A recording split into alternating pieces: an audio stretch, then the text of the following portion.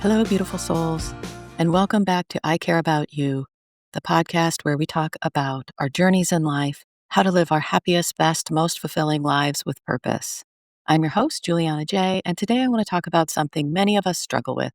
In fact, all of us do. You can't really get away from this. It's failure. It's failure. I'm talking about the things we think about late in the night, loud moments when things don't go as planned. A creative project tanks, a relationship ends, a job doesn't pan out, or a dream feels crushed.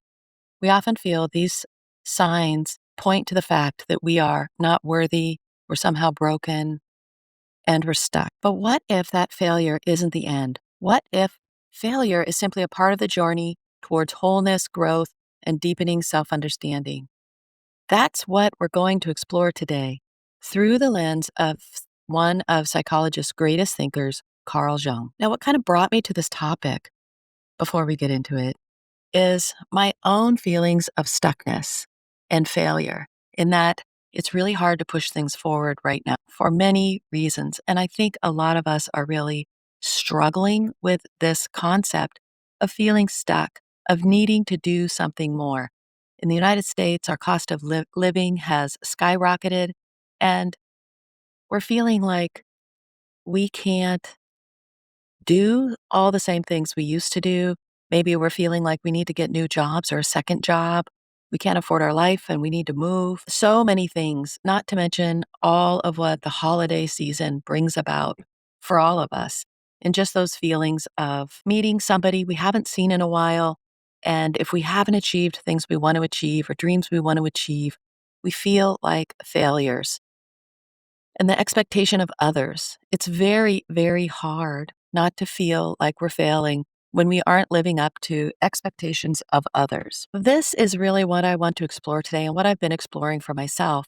This feeling of being stuck, of not moving forward, wondering if I'm doing the right thing.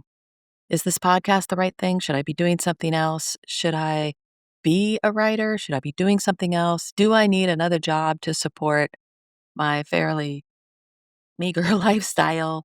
What do I need to do? And for the first time in my life, I really feel like none of those answers are coming to me. Normally I know, and I just start moving forward and things eventually fall into place. But for the last 4 years, I've really been feeling like I don't know. I don't know what the path is. Somehow I got off of it and I can't find my way back. I don't know what the next move is. And I'm stuck. I'm just stuck in these feelings. And I've been exploring that for quite a long time now. It comes up often on this podcast. And today I just want to talk about failures, shadows, the path to wholeness through Carl Jung's philosophy. So Carl believed that growth often requires confronting what's unconscious, all of those parts of ourselves that we deny or reject. As he said, there is no coming to consciousness without pain. He encouraged us to look inward. Who looks outside dreams? Who looks inside awakes. He also wanted us to explore our mistakes and missteps, and even what we call failure. It is his view that ground can be very fertile for growth. As one reflection on Carl puts it, mistakes are, after all, the foundations of truth, meaning that by knowing what doesn't work, we narrow in on what does. In a way, this failure becomes information, a signal from your psyche that some part of you, perhaps a dream, a desire, an identity, needs attention, acceptance, or transformation. In Jungian language, when life fails us, it may not be punishment, but guidance. The resistance, the disappointment, the pain can all be part of an invitation for self-exploration and integration. And this is where I invite you to reframe those things in your life that you think are failures. The loss of a relationship, maybe it's a divorce, a breakup, maybe you're no longer talking to somebody, maybe it's failures at work. A lot of us are really experiencing challenges with finding jobs that pay well these days and jobs that will allow us to support our families. It's really hard job market out there right now. And many of us are feeling that as a failure, as I'm not worthy enough, as I'm not good enough, I'm broken, I don't belong. There is a pressure on perfectionism, which I talk about a lot on this podcast. perfectionism doesn't really exist. There are brief moments of perfection in your life, a perfect sunset, a perfect moment, a perfect conversation. So many things are perfect in life, but in this fleeting sense. And when I say perfect, I'm talking about the definition that society places on what is perfect and what is not, because there is perfection and imperfection too. But we tend to think if we aren't perfect altogether, we're broken, we're somehow lesser than, we're not good enough, we're not smart enough. It just morphs into all these other things when we're not being perfect or living up to expectations.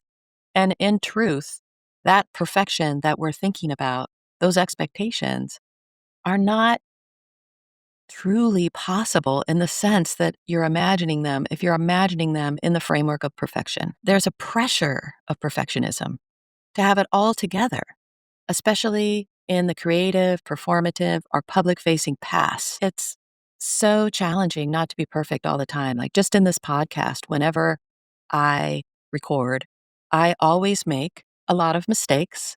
Sometimes I stumble over words. I do have a script before me, but I'm dyslexic, so reading is a challenge. So I just kind of use it as a guide. But I'll stumble over words or something of that nature. And every time I think to myself, why can't I just do this one time through? Why can't I just do a good job? And that is really, it's never going to happen. It's not going to happen because even if I did make it all the way through this podcast without stumbling on a word, I would pick something else that I was grappling with. For example, the podcast last week, if you go and look at it, you'll see that somehow I have something on my face right here. And it wasn't there when I started recording, and it wasn't there afterwards because I recorded a couple of podcasts in a row. Only in this one podcast did I have this thing on my face. And I didn't post that podcast for a long time because I felt like, how embarrassing. It's just so embarrassing. What next? But then I decided it's a good way to show everyone that I'm not perfect. You're not perfect. Nothing is perfect. Nowhere is that perfection a standard, something that's always there. I posted it. I put it out there. So go look at it if you want to see that podcast. I actually thought the information was really, really good, but I didn't post it because of the blemish on my face, that thing on my face that was there and then gone. We often treat failure as final, as a self definition. Despite what Carl teaches, culturally and individually, we tend to treat failure as a verdict. I'm not good enough. I'm broken. I don't belong. People don't like me. The pressure of perfectionism to have it all together is a challenge, is really, really hard. The fear of judgment from others and from ourselves. We often judge ourselves so harshly, more harshly than anyone else is judging us. And judgment is huge. I have a couple of people in my life who are judgy, and I sort of avoid them in a way, and it makes me feel like it's not really a safe space. And I often augment myself to fit into their box when I'm with them because I'm worried. And I used to be an incredibly judgmental person. I had surrounded myself with really judgy people, and I became part of that judgment culture.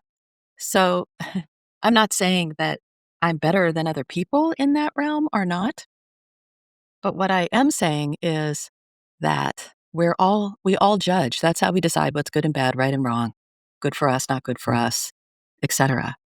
But when judgment gets out of control, we start fearing it from both other people and ourselves. It's really interesting to explore your own self judgment if you never have, keeping a journal of times you've judged yourself or times you've made up a story that involves judgment about yourself. That is your story. It's not necessarily other people's stories. Often we do it when we think other people are judging us, but we don't know that for a fact. We're creating a narrative so we can feel bad about ourselves, so it supports our negative thoughts about ourselves, like, I'm a bad person, those types of things. And we don't necessarily know if the other person is judging us that way. Oftentimes, that can lead to guilt or shame and internalized narratives that say, if I mess up, I'm unworthy. If I can't do this right, I'm unworthy. If I don't get this job so and so wants me to get, I'm unworthy. If I don't have a house and a car and this and that and the other, I'm unworthy. And those are the narratives that I'm talking about in this podcast today. How we use failure to create these negative beliefs about ourselves. The framing like this is often a trap. It keeps us stuck in shame, discouragement, avoidance. It silences our inner experience and it disconnects us from potential growth. If we're too busy just defining things that don't go right in our lives as we're unworthy, then we don't have the opportunity to grow from it and be better people or move forward with deeper learning, deeper knowledge about what to do. So reframing failure from I blew it, I screwed up to I'm learning. This is a huge lesson I want to get through to all of us today is that by reframing failure, not with I screwed up, I'm lame, I'm not good enough, I'm unworthy, I'm dumb, to I'm learning can be a game changer when failure occurs. It can allow you to redirect yourself, still staying on your same path and purpose, but looking for an alternative route instead of butting your head up against the same route and having that reaffirm to you how your failure, how you can't get anything done or do anything because you keep walking down that same trail instead of going, oh, there's a rock in the path. How can I get around the rock so I can continue on my journey? That's what this is all about. Drawing on Carl and contemporary psychological insights about learning from failure. Some of our greatest growth happens when we crash. It's not when we're coasting along, but it's when we crash because failure wakes up the unconscious, forces us to reflect, to self examine, to revise. Psychological research shows that failure often contains better information than moderate success, precisely because it reveals what doesn't work or what isn't working now. And it gives you this moment to pause and think to yourself, how can I try this again in a different way? Maybe this isn't working for me. Why do I think this is so important? What am I really trying to get to here? What do I really want? It allows a moment to reconfigure where you're going and what you're doing, and to reevaluate and to go inward. Failure can be a catalyst for resilience, self compassion, creativity, and a deeper purpose. It can push us to question assumptions, tap into our inner resources, and align more authentically with what matters. That is so important.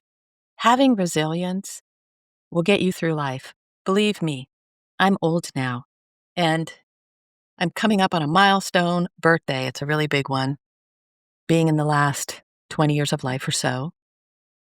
And having resilience is an essential tool as you're moving through life. Essential. Self-compassion is essential. Looking for a deeper purpose is essential. Working on what that purpose is inside of yourself so that you always have it is so important. When we become purposeless in life, it becomes very hard. It's topsy-turvy. It's hard to navigate. You don't know what's up and what's down. Why are you here? Are you valuable? Are you necessary? Are you needed? And those moments will come to you throughout your life when change happens. Change in a relationship, children move out of the house, people pass away, you lose a job, you change a house, you move, any kind of change. It is so important to be resilient, to have self-compassion, and to cultivate a deeper purpose in life that is not outside of you, but is inside of you. It can push you to question assumptions, to tap into inner resources, and to align more authentically with what matters. From Carl's point of view, failure may be the psyche's way of showing you what is unconscious. He refers to it as shadow, our shadows. When people say shadow work, this is what they're working on. Our blocked creativity, our unacknowledged potential. We can confront and integrate those parts as we move towards wholeness. I don't know about you, but you probably know somebody in your life, I certainly do, that never self-reflects. They've never been taught to do that. They don't do that. Their perception of life is that bad things are always happening to them and they are jinxed or the world's out to get them. Everybody's a jerk. Everything's a jerk. They often have little tantrums where, if they can't tie their shoe or something, they throw it across a room. There's no self-reflection going on. there's no inner, deeper work. There's no acknowledgement of, well, what if I just tied my shoe this way? Or what if I move my foot over here? It might be easier to tie my shoe. That's not what's happening because they are blocked from doing any of that shadow work, from looking inside of themselves as they move towards wholeness. I know somebody in particular who's very much like that, and they'll do the same thing over and over, expecting different results. And that has a lot to do with not reflecting on why something's not working. They just keep trying to do it, same mechanism every time. It never ever works. It reinforces their belief that the world's out to get them. Man, that's a hard way to go all the way through life thinking that. I don't know how you would even do that. Rather than thinking to yourself, why is this so hard to me for me? Why does that person really trigger me? What is really happening here? Failure doesn't have to be the stop sign. It can be a turning point, a doorway, a lesson. It all depends on how you decide to reframe failure, how you decide to think about these things you would think of as a failure in your life. A very simple way that a lot of people redefine failure is in terms of, well, that wasn't meant for me. I wanted that. I wanted that apartment, but I didn't get it. It wasn't meant for me. There's something else coming. What is the something else? Often those people are more satisfied with what happens after that disappointment than they were if they would have got the disappointment or than they thought they would be. I find that to be one of the main things people who approach life always say is, whenever I don't get something, I just think it wasn't meant for me, and I wait for what is meant for me. And in retrospect, it was great that that other thing happened. Had I gotten that apartment in that neighborhood, I would have never met this person who became integral in my life, or I would have never gotten this job or done this thing, or my life would have moved in a completely different direction than it is now, and I like where it's moving. And that's one way a lot of people redefine rejection or failure. As a transformational coach and meditation teacher and writer, I work a lot with these concepts all the time. And here are some tangible ways I invite you to work with failure, inspired by Carl Jung. The one thing I talk about most frequently is to pause and reflect with compassion. When a failure happens, try not to judge it. Instead, sit with it. Ask yourself, what is this showing me? What part of me feels wounded, afraid, ashamed? And if you feel safe enough, explore why. Let yourself feel the discomfort without condemnation. You aren't judging it or anything like that. You're simply sitting with it and asking yourself, why does this hurt so much? Why is this so hard? What is this telling me? Oftentimes, when I pause and reflect, I'll pause and reflect in a meditative kind of space. I'll ask myself those questions and I'll journal about it as I'm sitting with it, or sometimes afterwards, or sometimes I'll reflect on it and then come back to it later after I've processed it a little bit more. But that's a really good start, is to just pause and reflect. I did this recently when, as some of you know, I'm moving, so I'm looking for a place. I went and looked at this place. That was cute. There was a lot of things about it. Wasn't so excited about. And the location was fine. It was great. It was a little bit out of the way, but it wasn't perfect, but it wasn't horrible. The landlord was meeting with people and deciding if they liked them or not. That's how they phrased it. If I like you, you can have the place. And I didn't get the place. And that was really hard. So I sat with it for a little while, even though I was on the fence about the place to begin with. And then I asked the person why they didn't pick me. What advice could you give me as a house hunt that would make me look more approachable? And I thought it would be that she was going to say something about my overall look, like, well, I don't like people with tattoos, or you're kind of weird. You showed up in combat boots and I don't like that, or whatever. I thought it would be something. Instead, it turned out to be something very strange that didn't have anything to do with me. It was so bizarre because I went with a friend, so I didn't take my own car. That was one of the reasons I didn't take my own car. And they never asked me about what kind of car I drive or anything like that. And I had to just come to terms with the fact that, that wasn't supposed to be your place. That is just a classic example of that wasn't supposed to be your apartment. That wasn't your place. So just go on. You didn't even think it was that great to begin with. Instead, in the past, I would have just went, oh my gosh, I'm unlikable. People don't like me. I'm stupid looking. I must have said a lot of dumb things. I'm never going to get an apartment. I don't deserve an apartment because I'm just such a weirdo, I would have gone down that path. 100%. I've gone down that path many times. I use lots of things in life to define myself exactly as those negative traits and judgments. But I didn't. Instead, I just went inward about it. And I decided, like, if someone can't see me as me and appreciate that, then they're not meant for me. And that's okay.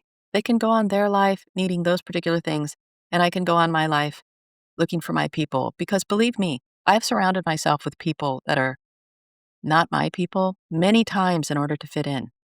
And I just end up being incredibly sad and unhappy. So it was good for me to go through that and remember that. Remember that as I'm moving and looking for things that I can ask for things too. I can have a standard for where I'm going to live.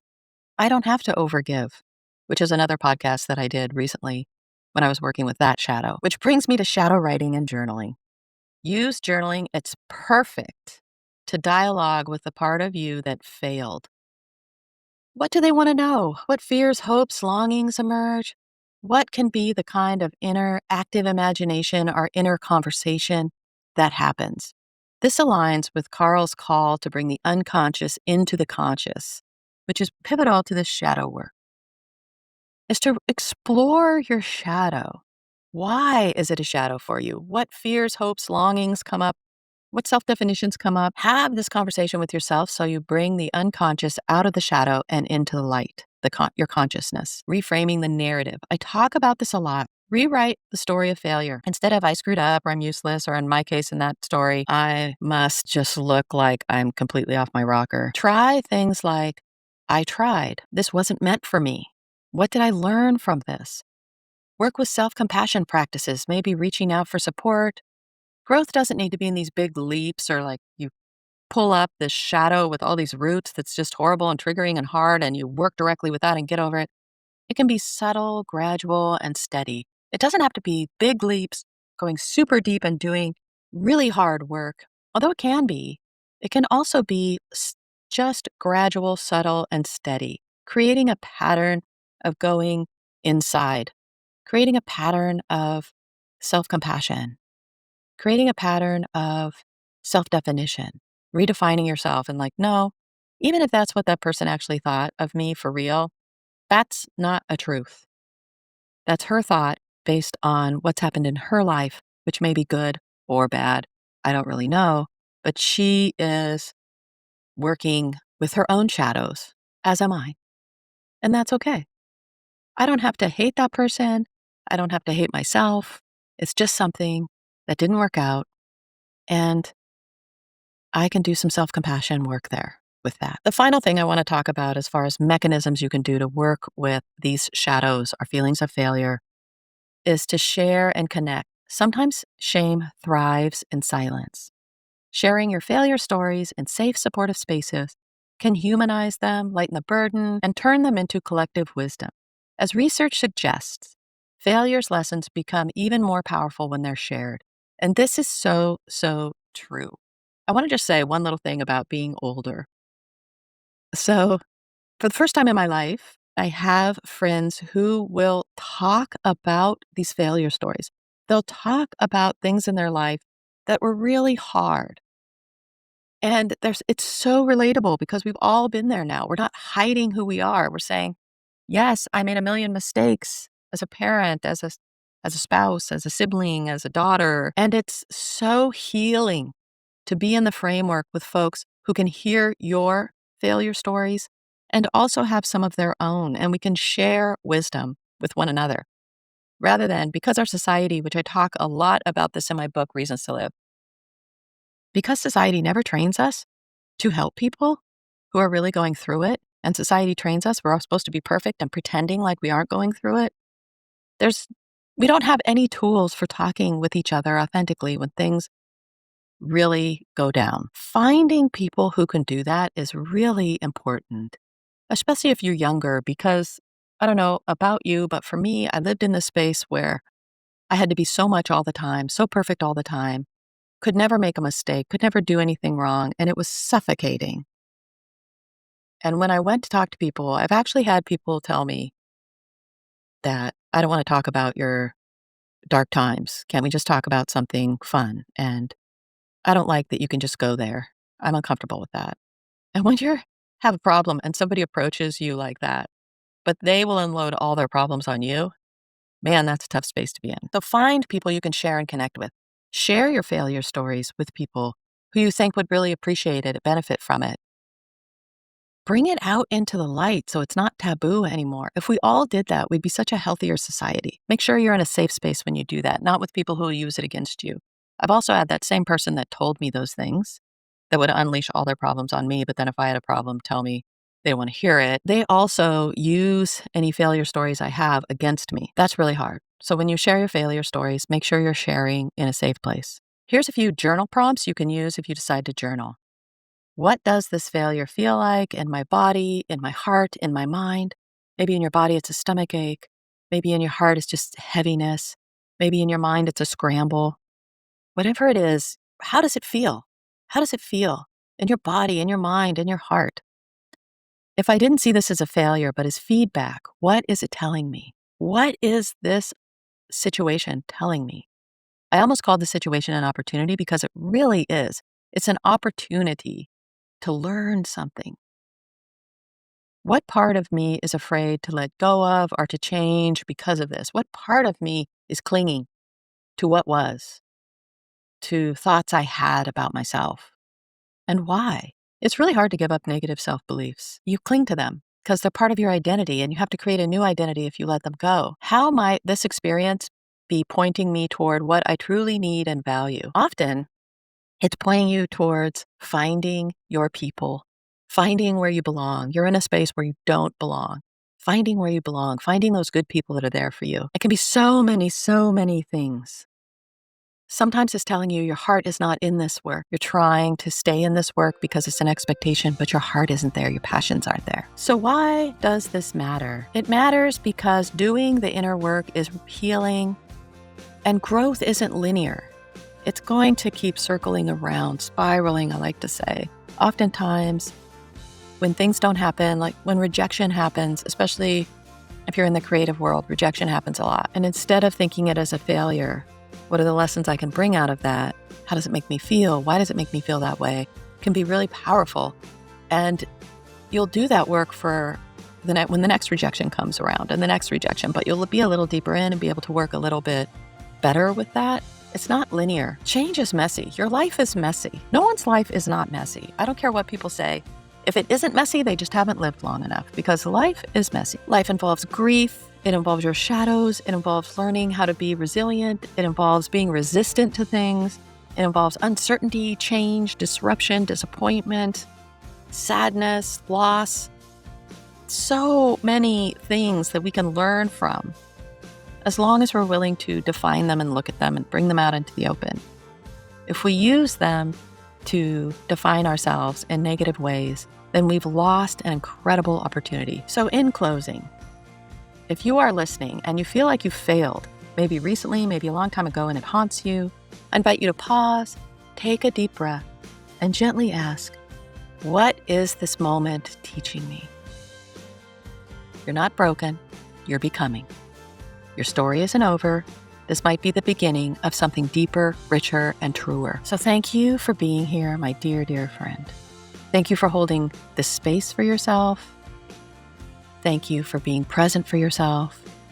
And know that I love you, and I support you, and I care about you always. And before I leave you, I just want to remind you about our sponsors. Using the promo code ICareAboutYou, all one word, at Zevo Life, that's zevo.life, you can get 30% off your order of nutrient-based supplies. At Cozy Earth, CozyEarth.com, get 41% off luxury sheets, PJs, and more. So check that out. There's a lot there for you and your health and well-being and a little self-care. So take good care, my dear, dear friends, and I will see you in the next one. Oh, and I want you to know that the next podcast is going to be all about affirmations to deal with failure. Might be helpful. Okay, take care.